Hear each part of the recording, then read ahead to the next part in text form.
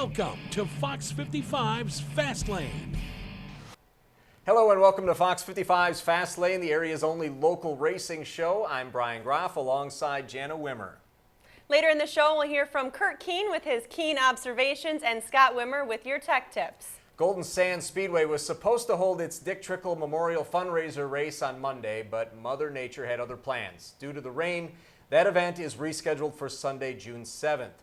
That Trickle Memorial race has a different format this year, with driver Mark Mackesy talking about that last week right here on our show. Now, this is a format where drivers were drafted and slotted into teams in which they would compete. That's right. So the team with the best finishes wins. Here's a look at what those teams will be coming up on June 7th. You can see some big names on that board. Again, this race is rescheduled for Sunday, June 7th. With an off week at State Park Speedway, Marshfield Speedway was the only track to see action this week. On Friday, May 22nd, the track held the first of 3 races falling under the Yellow River Racing Series. Jana has our recap. Derek Van Driel jumps out to the early lead in race 1 of the Yellow River Racing Series. That's Mark Eswine, your fast qualifier at the back. He almost loses it on the start, but gets it together and gets back to racing. 6 laps in, Jeff Weinfurter challenges Van Driel for the lead on the inside and takes the top spot. Remember Eswine? Well, now he works his way towards the front. He follows Don Thunder Turner through, right past Ryan Hinner, and he's into the top 3. Just a little bit later, he continues his move to the front. He catches leader Jeff Weinfurter, goes to the high side to take the lead. Then check out this great battle for spots 3 through 5. That's Travis Volm. He splits Turner and Derek Gress, almost makes it 3 wide through 3 and 4. Gress backs out, Volm into the top 3. But no one can touch Eswine. He takes the checkered flag and claims the first leg of the Yellow River Racing Series. Fastlane analyst Curt Keene spoke with Eswine after the race. Here tonight with tonight's Yellow River Racing feature winner, Mark Eswine. Mark, fast time tonight, and car was pretty good. You got a little loose off the corner at the start of the race, but coming back and rebounding with a feature win, got to feel good tonight. Well, it always feels good. You set fast time here on the half mile. Basically start dead last in the feature and work your way up to the front with no cautions. And win it going away, I guess. Over the 3 of Weinfurter. The next leg of the Yellow River Racing Series is scheduled for August 7th, and then an overall winner will be crowned on September 12th. Marshfield back at it this Friday night when they celebrate Hometown Night at the races, offering free admission for those people living in Stevens Point, Eau Claire, Medford, or Black River Falls. Fans at State Park Speedway watched a thrilling ARCA Midwest Tour race 2 weeks ago. That series shifted south where it teamed up with the Champion Racing Association for the Chicagoland Summer Showdown. Andrew Morrissey prevailed in the final 50-lap event, taking home a pretty sweet-looking trophy and $5,000. Eddie Hoffman, Jeff Cannon, Ricky Baker, and Ty Majeski rounded out the top 5. The top finishers from our area also included Jason Weinkoff, who finished 16th, his brother Chris Weinkoff, who grabbed 20th, and Natalie Decker of Eagle River coming in 22nd place. Now it's time to turn things over to the man behind the mic, Mr. Curt Keene, and this week's Keene Observations. My Keene observation this week are on a double-duty driver. Travis Volm is running both in the Pure Stocks and Super Late Model divisions. Travis has won several track championships in the Pure Stocks. So far in 2015, Travis Volm's resume includes he picked up the fastest qualifying time in his division on the season opener at Marshfield Motor Speedway, his first time ever in a Super Late Model. He won the Dash for Cash race on May 22nd and is the current points leader for the Dash for Cash at Marshfield Motor Speedway in the Super Late Model division. He finished 3rd place in the Yellow River Racing Series at Marshfield Motor Speedway, and he picked up a feature win and is the points leader in the Pure Stock division at State Park Speedway. I find it very impressive for a guy to have such a successful start to the 2015 racing season, especially after Travis and his girlfriend Sam P. had a baby girl on April 11th.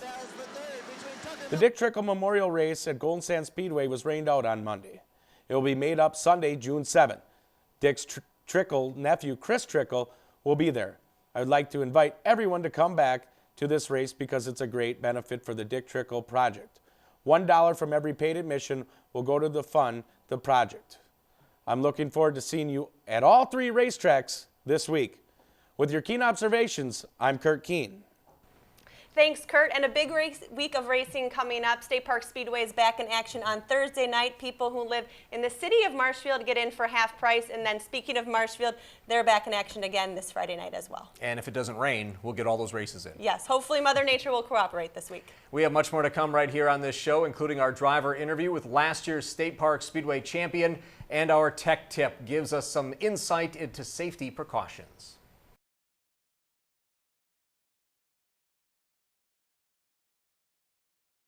Welcome back to Fox 55's Fastlane. I'm Jana Wimmer alongside Bryon Graff.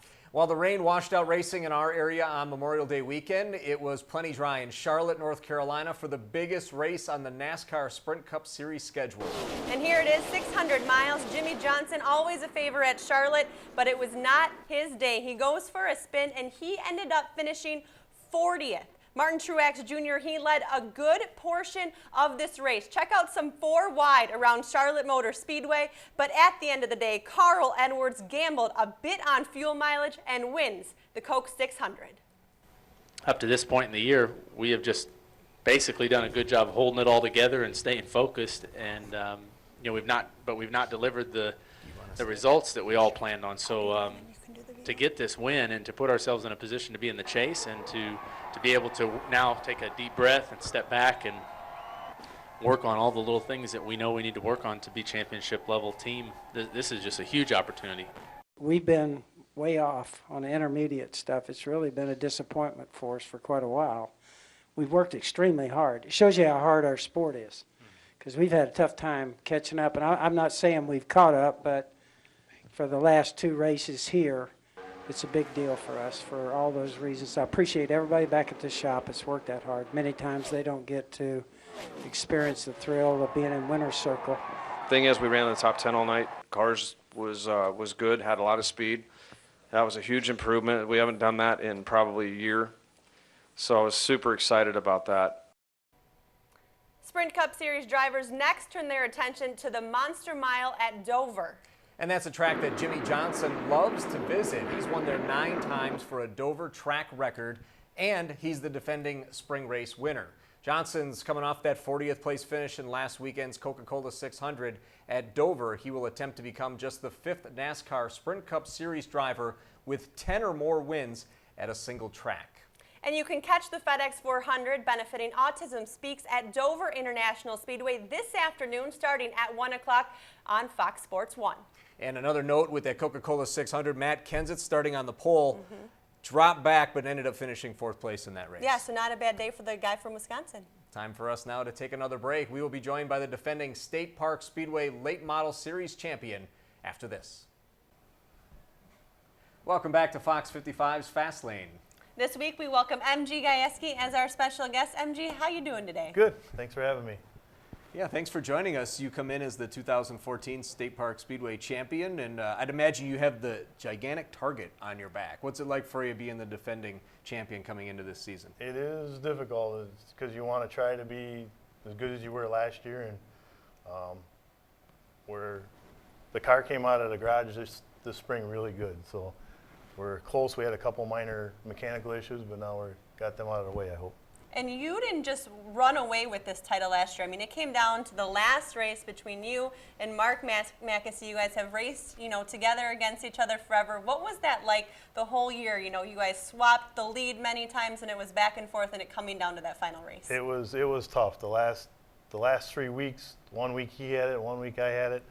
It was nice going into the last night having a little edge, but everybody in the crew kept nobody could tell me where the points were, but I was figuring them out in my head. But I knew it came down to that last lap of the race. So that really drives, I would imagine, for the fans to not only come out and watch that, but the drivers themselves to have such tight competition night in and night out, and to have a thrilling finish to come down to that final. It is, and the way the race has been this year, it's going to end up being the same way.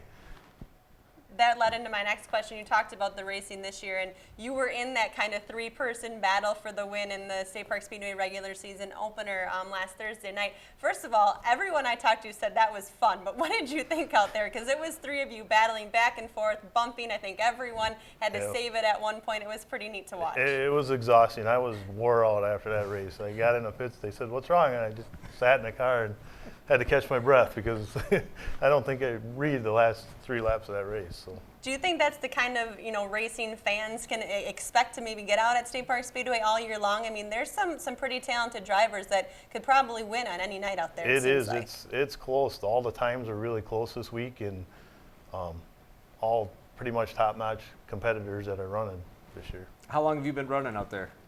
27 years I've been racing. We took a couple of years off when we ran Arco Series and stuff, but long time. What got you into it? I just went to watch to help.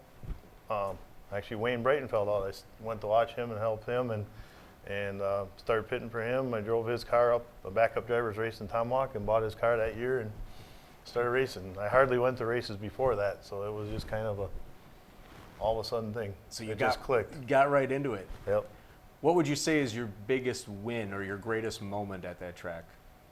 Winning the 2 championships have been really big. The tight races, there's been a lot of features won there that were close, like this last one, but hopefully there'll be many more. One thing that always sticks out to me that people talk about when they talk about racing is how it's very family-oriented. And one thing you said to me last year after you won the championship was you were excited because one of your kids actually got to see you and kind of understand and appreciate everything that went into the championship. But this has really kind of become a big family thing for you as well. It is. 3/4 of my pick crew are family, and the other ones are pretty much family nowadays. So it's been a family sport for me since I started. Really takes a team effort, doesn't it? You really have to have the passion to do it, and so many guys, they have regular jobs and then they come out there and work on the car and then get it out there and see how it's going to run. It really takes a lot of time and effort. It is a big commitment. I had a new guy kind of helping us out last year in a car, and he wasn't there all the time, but he couldn't realize how much work it took to get the car ready to go 1 or 2 nights a week only. Yeah, it's not just showing up on Thursdays and pulling into the pits and unloading and getting on the track. I mean, all the scaling and stuff like you're talking on the tech tips, and it is dang near a full-time job after your daily job. How much time a week do you think you spend in your shop, working on the car, getting it ready? I mean, people just think, oh, you race the same track, it's not that much work, but you probably spend a lot of time up there. We do about 2-3 nights in the garage a week just for one week special, one race special. And racing, I mean, it's not cheap, and you've had some pretty loyal sponsors and companies and people that have supported you throughout your many years of racing. Yes, and without the sponsors, we wouldn't be able to do this week in and week out. Like Tiffin Motorhomes, King's Campers, MSI Incorporated, Al-Cool Radiators, Brickner's Body Shop, Bullocks, Holmes Motorsports, Presto Prints, Acme Graphics. I think that's just about everybody, but it's hard if I forgot somebody. Sorry. Yeah, but there's just so many little people and so many, things that help throughout the course of the year. So Correct. That's great that you have all that support. Thank you. Well, we want to thank you so much for coming out here and joining us. No problem, anytime. We're early on in this show. We've had 2 great driver guests so far, so we appreciate you coming out. And as a token of our appreciation, we have a couple gifts for you as well. Right. We have a great Fastlane polo for you. Thank you. And we have a gift card for Country Fresh Meats, so you can take that as well. Yeah, thank you. Fans can see you out at State Park Speedway, and I think you're going to maybe hit a couple at Golden Yeah, Sands as well. we're gonna try running Golden Sands. They're running 5 races this year. The goal is to hit the first couple and see how it goes. And we've been at the Dells once or twice. So. Sounds great. We look forward to watching you out on the track the rest of the year. We will be back with our tech tips after these messages. Thanks again for joining us on Fox 55's Fastlane. Now, this is the part of the show where we take a closer look at the machines that you see on the tracks each and every week. And Jana does this with former NASCAR Sprint Cup Series driver Scott Wimmer. What did you talk about this week? This week we got a little bit into the weight of the car and the lead that goes on the car and a little safety behind that. So take a look.